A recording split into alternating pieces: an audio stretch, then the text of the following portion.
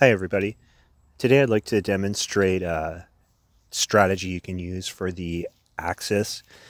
When playing Axis and Allies, 3rd edition rules, vanilla, like no mods or anything, against a computer opponent cranked up to the hardest difficulty setting. Now, I don't think it's going to be super difficult.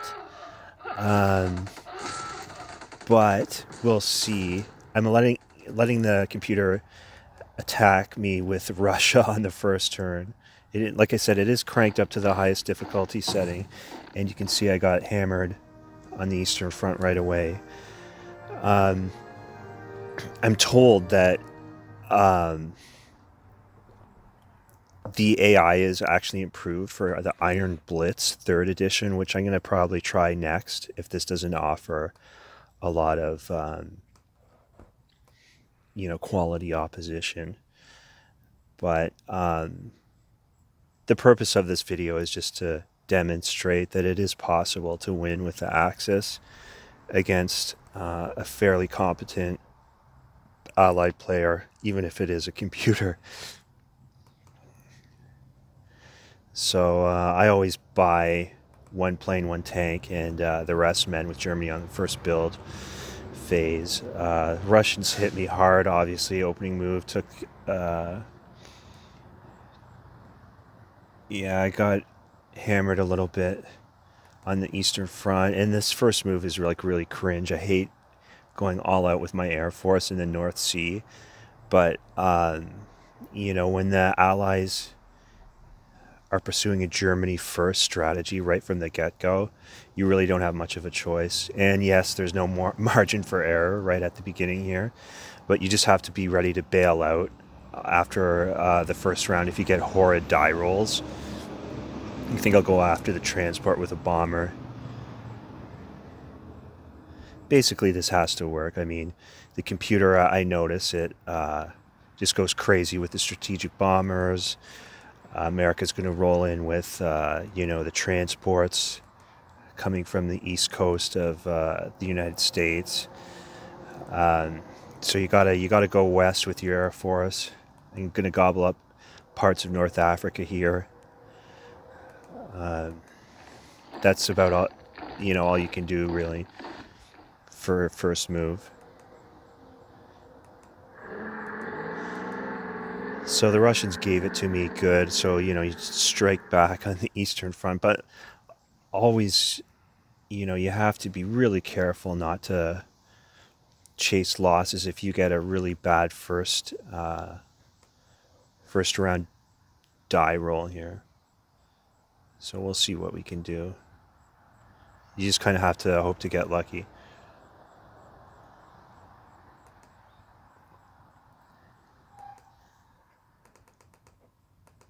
Let's bring in the armor. And the standard West Mediterranean attack on the British battleship. You have to do that. I mean, it's going to wind up in the North Sea.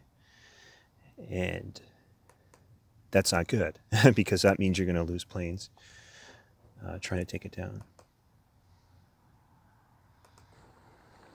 So we got transport.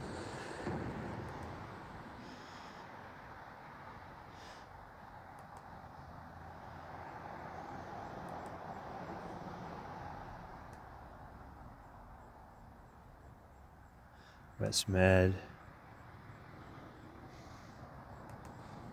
Yeah, see, you win at the absolute maximum cost to yourself, which is, the Germans can't really afford to do that throughout the course of the game. So we have to do better here. Oh, sorry, the Eastern Front first. We'll take care of that.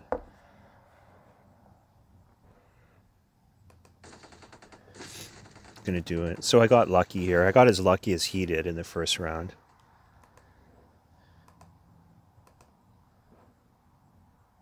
Some attrition for you on the Eastern Front. And here's where you just got to close your eyes and hope for the best.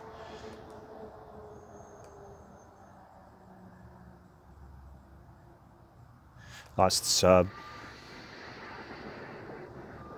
That's good enough. I got lucky there. Oh, there goes another one. So Air Force is intact. German Navy's history.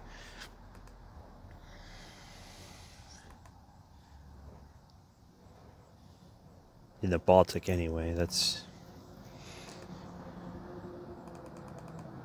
And we'll see what the British response is here.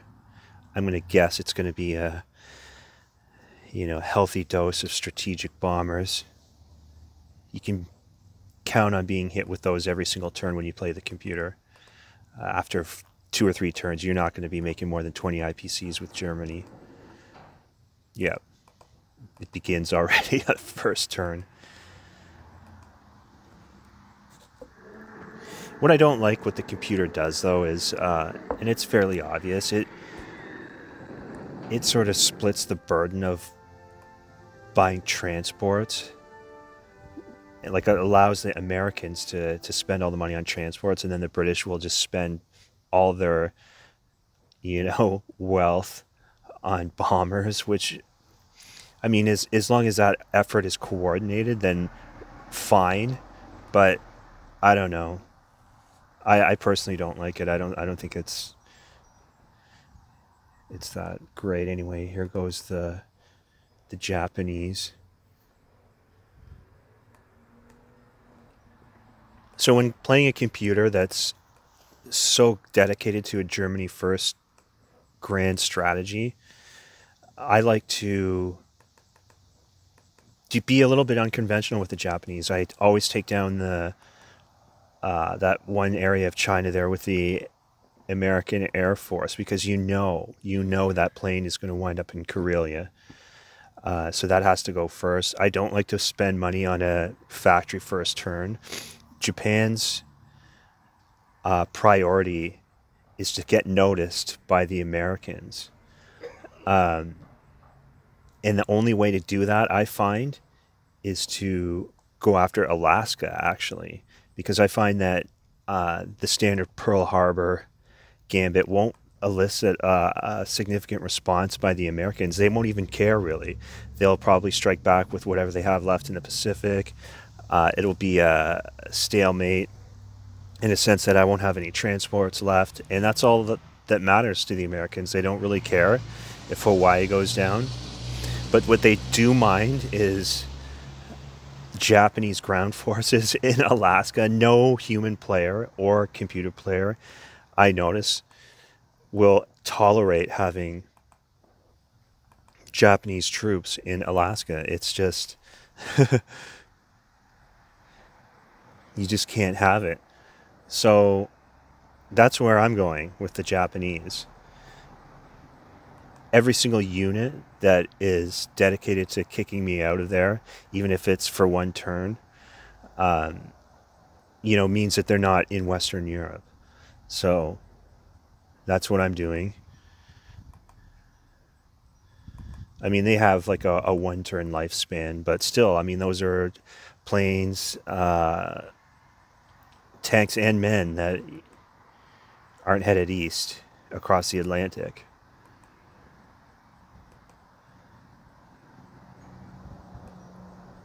Yeah, another thing the computer does, which a lot of human players will not do, is just give up so easily on India. Like, they move their plane right out of there.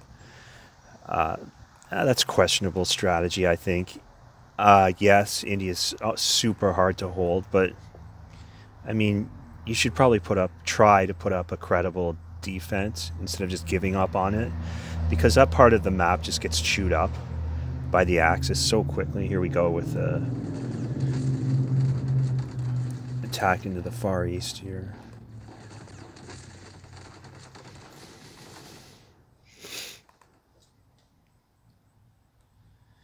Yeah, of course.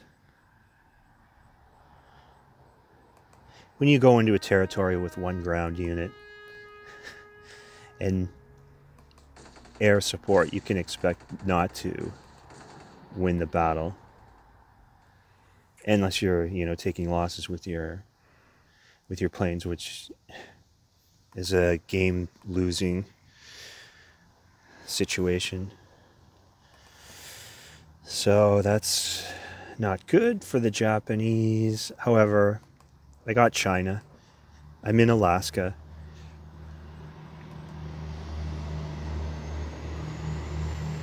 And like I said, that action will be noticed by the Americans. Has to be. You would think. Yeah, so here comes there we go. Yep.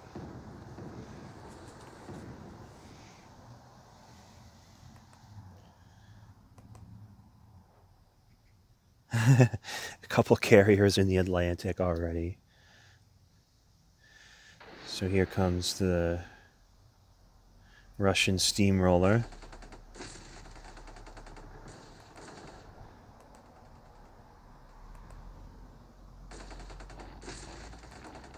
Yep. That's what happens when you leave your tanks hanging. It is just not good for the Axis. But I mean, that tug of war, push and pull back and forth on the Eastern Front. I mean, what do? You can't, not counterattack. You have to play optimally. You have to counterattack with the Germans with the exact sort of minimum required force to take the territory with one infantry, basically. And then, the entire time you're sort of stockpiling behind the front lines for like a massive offensive that has to come later. But what are you going to do? Of course, and that's weird too. Like, it's not good to have British fighters in Gibraltar because they can cover German shipbuilding in the Mediterranean. So I can kind of see why the computer does it, but almost all experienced Allied players will put those planes in Karelia where they're needed. But we'll see. Like I said before, as long as that the Western Allied war effort is coordinated so that the British can be bombing the Germans every time, every turn, while the Americans can be, transporting over tanks and men, is acceptable, I guess. Another thing I don't like is, honestly, the Scandinavian countries, their Finland, Norway, should have probably been taken by the Russians because it's just so hard for the Germans to get that territory back. But as long as they're going, blow for blow with the Germans on the Eastern Front and causing all kinds of like attrition, I guess it's acceptable to leave it for later. I'm just saying that it's not, you typically don't see gray up there on the map very long.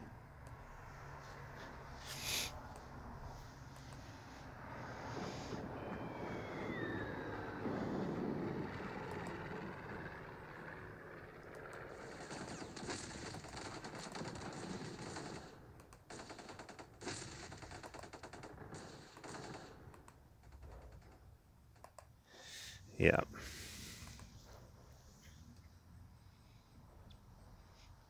So we'll bomb some Russians.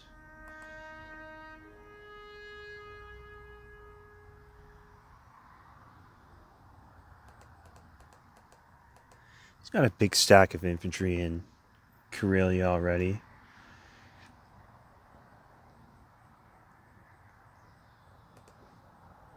That's just no surprise.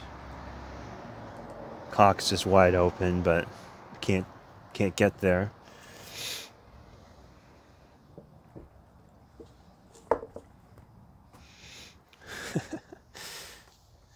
British bombers doing their thing.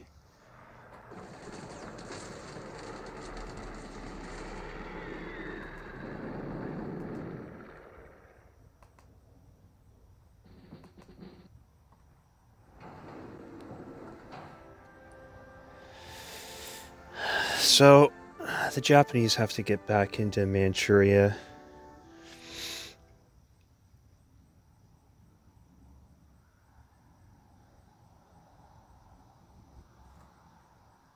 That's the priority.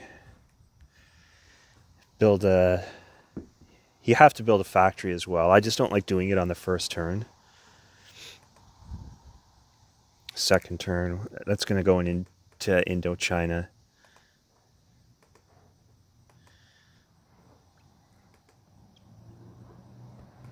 You can see how that move into Alaska provoked the Americans, which is, I mean, you have to be able to do that with the Japanese.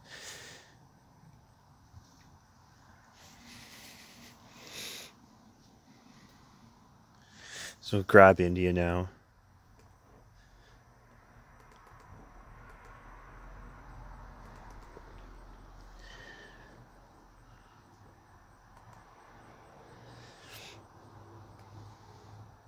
I mean, it's slow. It seems slow, the progress there in the Far East here.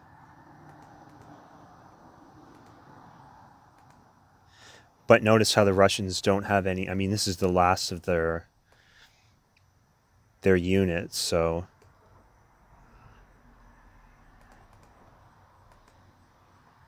they'll have to send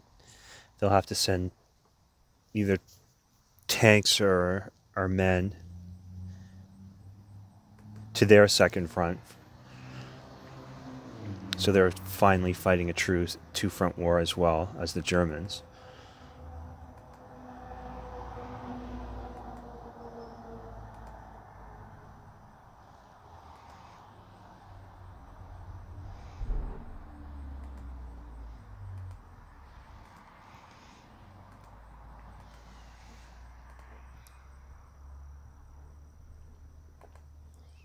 I believe if the Axis lose a game of Axis and Allies, usually a main contributing factor is the fact that the Axis player just did not involve Japan fast enough so that all three of the Allied countries can just tag team and smash the Germans. So that's why I'm trying to, you know, be as much of a menace as I can in the Far East, as well as being in Alaska.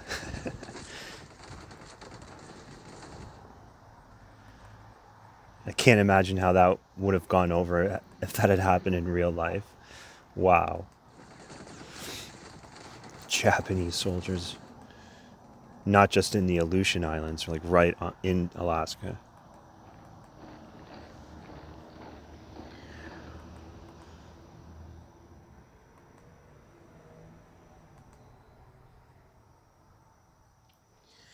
Yeah, so Russia's back door is wide open here. We'll see how they respond.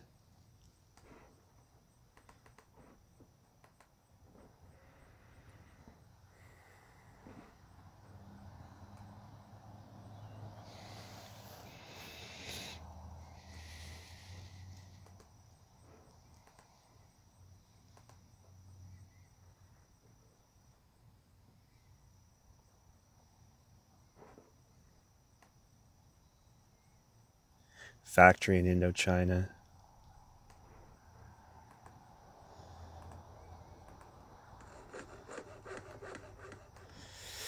Poor Japanese infantry in Alaska. It's going to be history. But, yeah.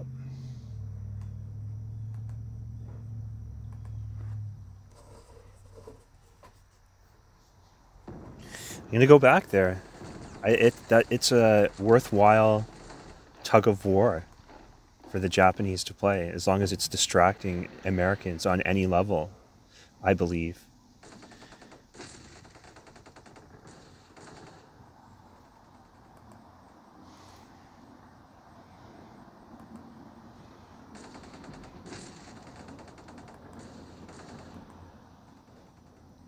Right, they didn't do it. Russians finally lost Finland, Norway, but that should have happened, I think. Usually, first turn. But then again, as long as you hammer the eastern front straight ahead, I guess it's okay if you can get it the second turn. But I wouldn't say that's necessarily optimal. You always take territories that your opponent can't get back easily. I mean, there's no counterattacking it without a navy.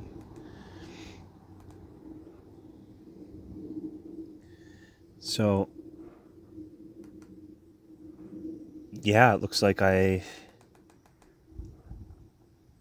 are weak in Karelia, so I mean, it'll be close. My planes will make a difference if they're not all shot down by his anti-aircraft gun. Probably don't anticipate on holding it, but if you can take Karelia for one turn, it's not good for the Russian player at all. I mean, he'll just use all his men from Finland, Norway, and then whatever from Russia to probably take it back, but at least I'm moving forward on that front. And I don't have any impending like invasion fleet in the Atlantic, so why not? I just have to be careful here that I don't get decimated by the anti-aircraft. And I lost one. Yeah, got him. Yeah, it's not good for the Russians.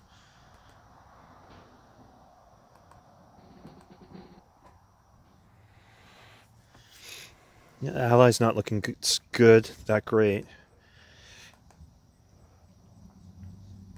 And keep in mind, this is dialed up to the hardest difficulty setting too. So I don't know. I'm not really impressed with the AI so far. Could change though. See, yeah, those bombers are taking their toll.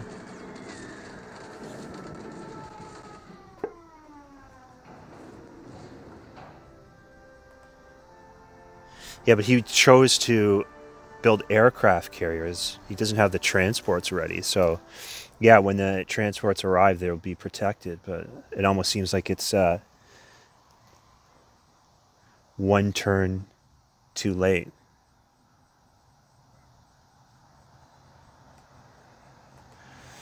So here comes the Japanese armor.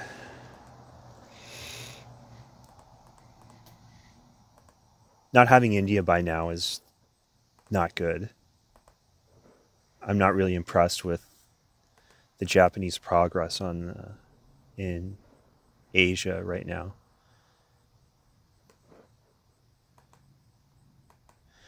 But we're going back to Alaska.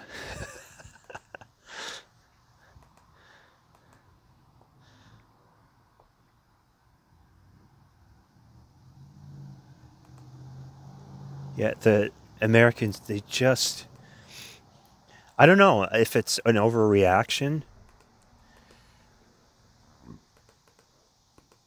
or not, but you certainly you cannot have the Japanese in force on North America anywhere.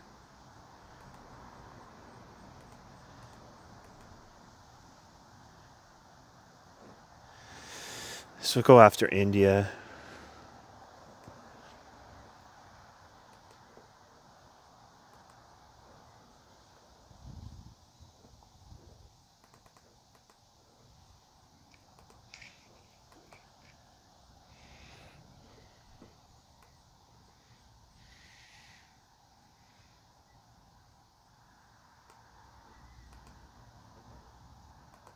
Oh, there goes Alaska again.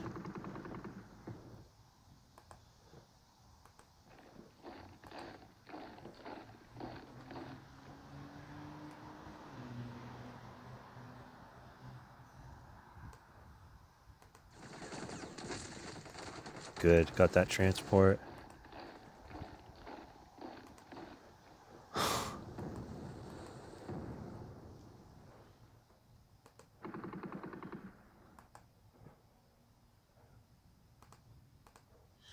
Costly victory. But I do have India. Russia doesn't look so healthy anymore. And we're already, well, only like maybe what, turn 3?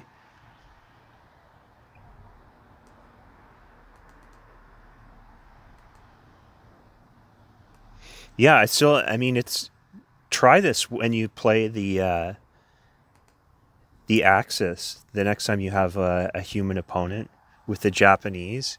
Just harass the heck out of America by just continuously attacking in Alaska. It represents such a dilemma, really. It's, you can't let it fester and uh-oh. Yeah, here comes the Normandy invasion. Yeah.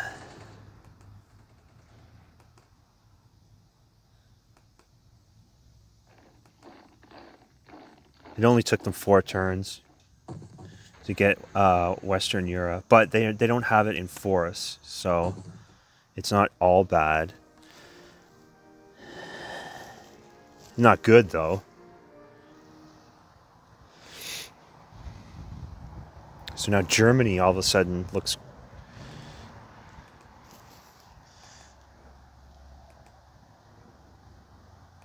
shaken.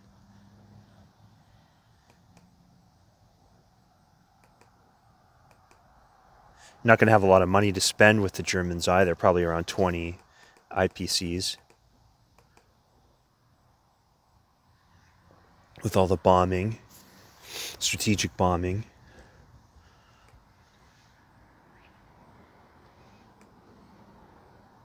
But I don't know, like, would you trade Western Europe for Karelia? Even though Western Europe is worth twice as much? I probably would with Germany. Because it's just, yeah, and now's the time actually to go for broke against the Russians.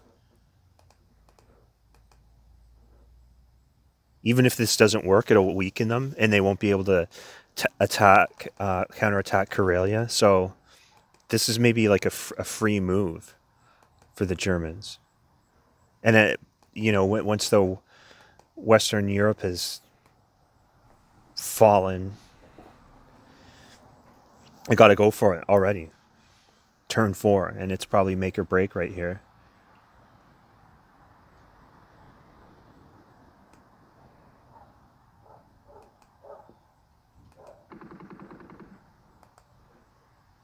I mean, even if this goes horribly, it'll give me some breathing space, hopefully.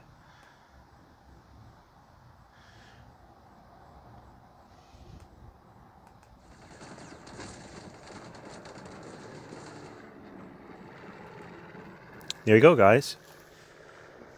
Axis. Standard 3rd edition. No mods.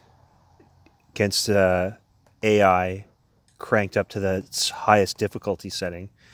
Didn't really put up much. I mean, it's not over, but certainly a economic victory will be in the cards shortly, I would think. I don't know if they'll be able to get Russia back. But here comes the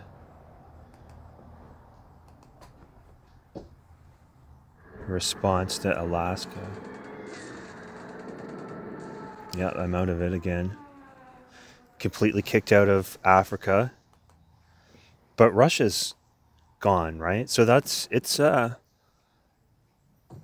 very doable with the Axis. And I don't think the computer was horrible. It probably played as well as someone with some experience level, like a human. But there's things I didn't like that, I mean, usually it's customary for the Allies to fly every available aircraft into Karelia, so it's harder to take. The computer chose to go all out with heavy bombers. Well, not heavy bombers, but just standard bombers against Germany. And then use the Americans to land forces. But when you split up that effort, it just doesn't, it's not good enough. It's not fast enough. And yeah, the strategic bombing hurts. I mean, I only had what, like 20 IPCs to spend with Germany. But yeah, I don't think that part was ideal. That computer strategy wasn't that great. It also didn't put up a very credible defense of Asia, as you can see here. Like, that fell too fast somehow.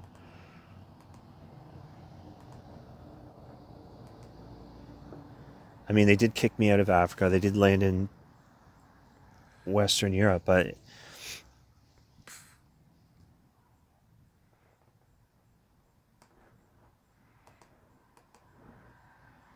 yeah, the Russians are toast here.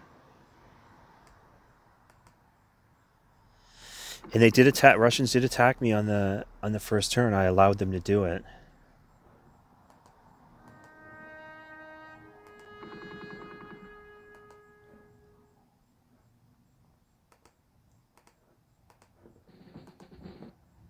You're certainly going to see an economic victory here shortly, I would think. With Russia gone, but you just have to take,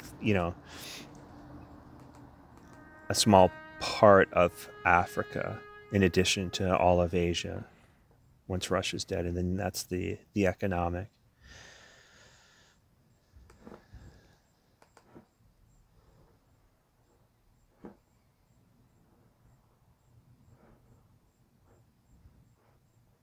Yeah, so overall, I mean, you're probably better off playing a opposed with a human opponent, because the AI, even at the hardest setting, I mean, it couldn't deal with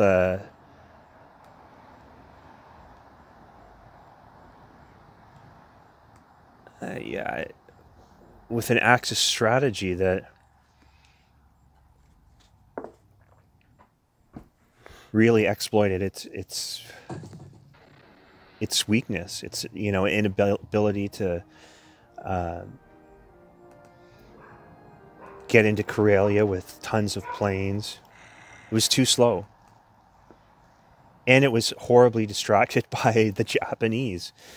America, but I don't know. I'm not even sure that I still am not. I'm sort of undecided about how I would handle that as an allied player, because certainly you can't ignore a Japanese buildup in North America, but you can't also, if you're dedicated to going after Germany first, then responding to it is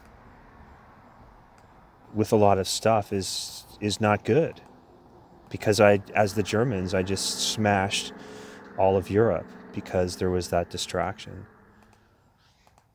So I don't know what you do, and the computer certainly didn't know how to respond to my technique. It would be funny to play it at its easiest setting. It'd probably be over in about 2 turns. Now, I am told that a lot of the weaknesses in the computer AI were cleaned up for the Iron Blitz 3rd edition, so I'm probably going to take a look at that next. Set it to its highest difficulty setting and see if the challenge is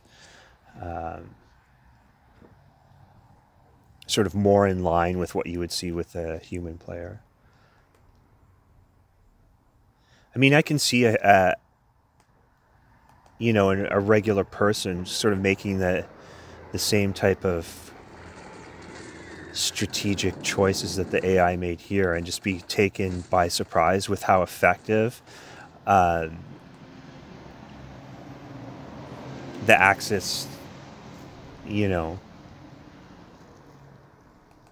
war machine can really be against a disorganized Allied war effort, which I argue this was, because you did not see British and American transports landing on the same turn into Western Europe. It was completely on the Americans, and I really feel that the British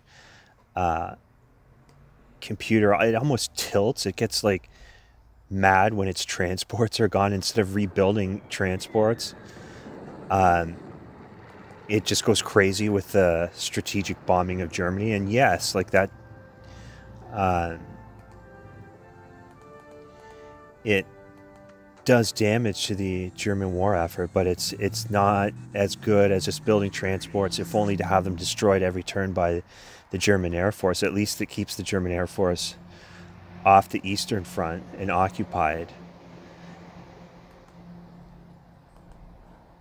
Eventually the planes will get shot down, and then Germany is toast.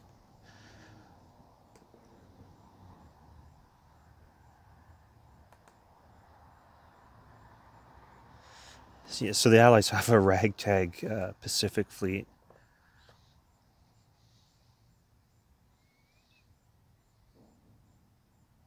But it's still not that great, and I'm still going back into Alaska every turn.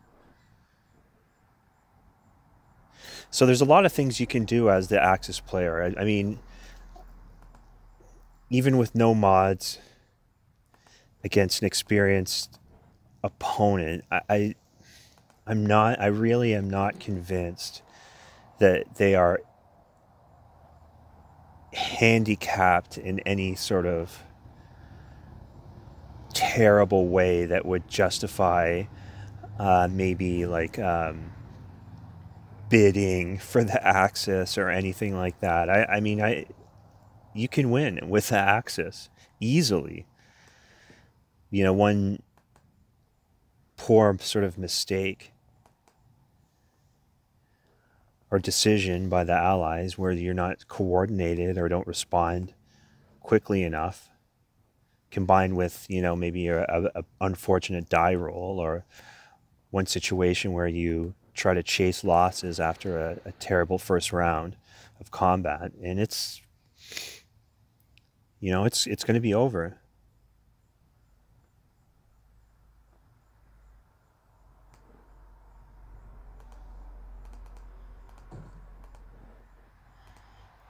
See, even if the Americans get back into Western Europe here,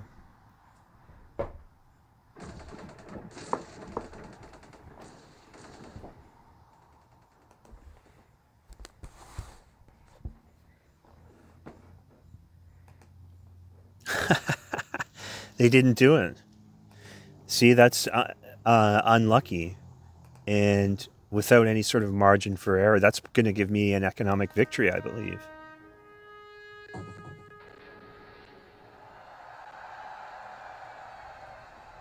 Yeah. So we'll just fast forward ahead to show you what taking out the British looks like. So this actually, I fast forwarded about it took me about 40 minutes to take down take down the Russians and get an economic victory. And then so at about the hour and 35-minute mark, so like another sort of entire game length, I finally was prepared to invade Great Britain. I also spent a lot of money on technological advancements, and I got a mitt full of them as well. I got like long-range aircraft, jet fighters, um, I think industrial technology, or maybe heavy bombers as well. But whatever. I mean, it's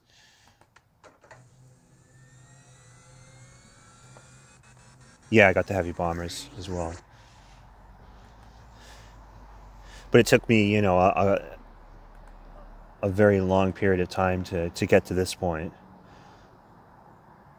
It was kind of boring though, like to just to watch like the build up. But here comes the invasion, Operation Sea Lion here, and it will depend on the heavy bombers as well, because I don't, it's not like I can overwhelm the British ground forces with what I'm bringing in otherwise.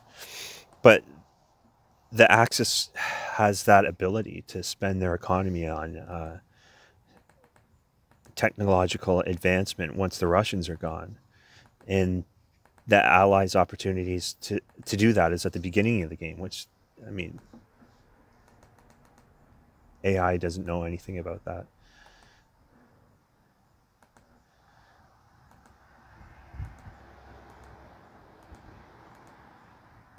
So this is what it looks like here to take out the British. So you can expect, yeah, once Russia goes down, you have like a whole, however long that takes you, just add another equal length of time to take out the British if you want to play it through.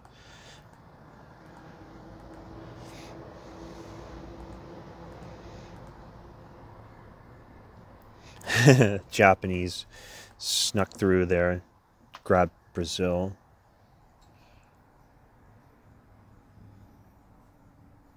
Yeah, there we go. It's over. Just too much. The heavy bombers are just too much.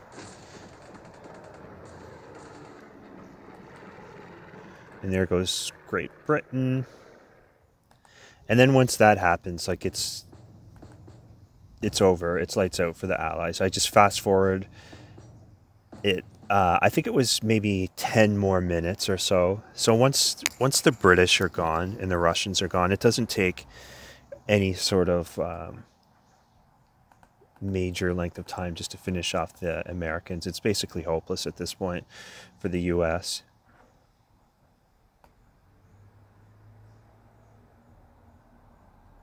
And you'll just see what taking out America looks like. Like I said, I only fast forwarded it, maybe like 10 minutes of actual gameplay. Of course, once the two allied players are gone, you don't even have to worry about their turn. So the game just speeds up really fast.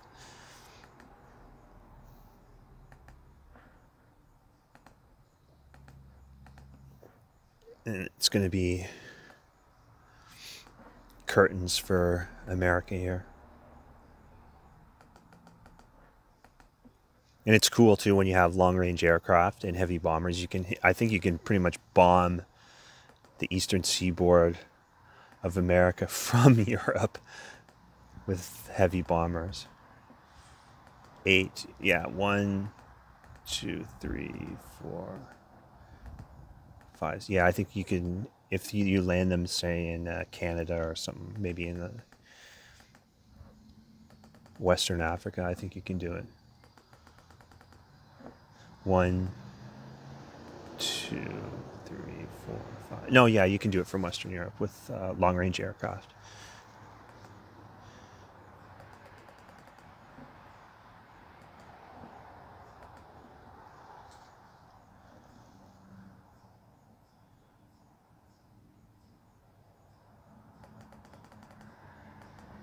Yep, there you go. Jet fighters.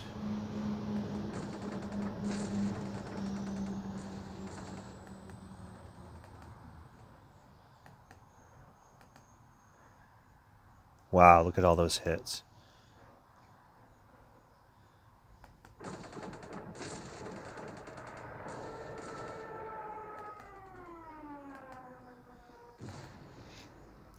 So there you go. That's what it looks like. Um, like I said, I'm told that Iron Blitz Third Edition cleaned up a lot of the holes, I guess you would say, the AI had, the allied AI. I don't think they were horrible. I think, this is the type of sort of play you would see from a human opponent if they didn't have, you know, tremendous amounts of experience. Um, but yeah, one, you could say, like, this is what would surprise most people. Like, the allies have almost no margin for error against a competent Axis player. I know it's surprising, but I believe that to be the case too, because if there's any sort of amount of disorganization between the British and the Americans, especially getting back into Europe, like what we saw here, there's just no way to stop an good Axis player from getting either an economic victory or what you see here. It's just you know, one bad die roll, one horrible outcome to a critical battle, and I really think the Allies are toast.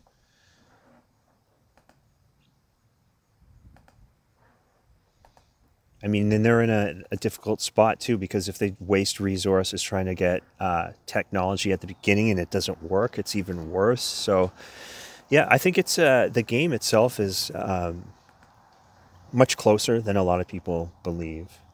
It's not doesn't have to be scripted.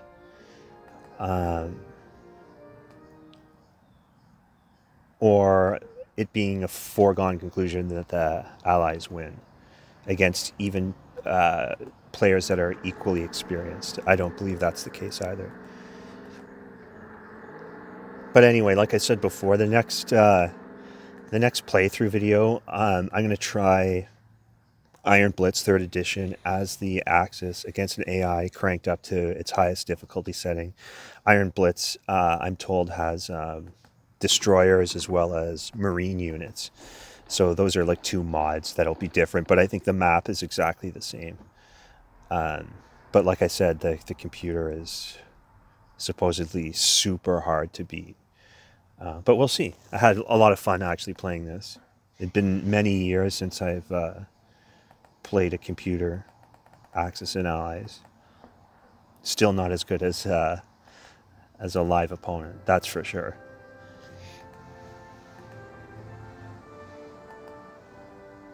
But anyways, thanks for watching, guys, and stay tuned for more content coming soon.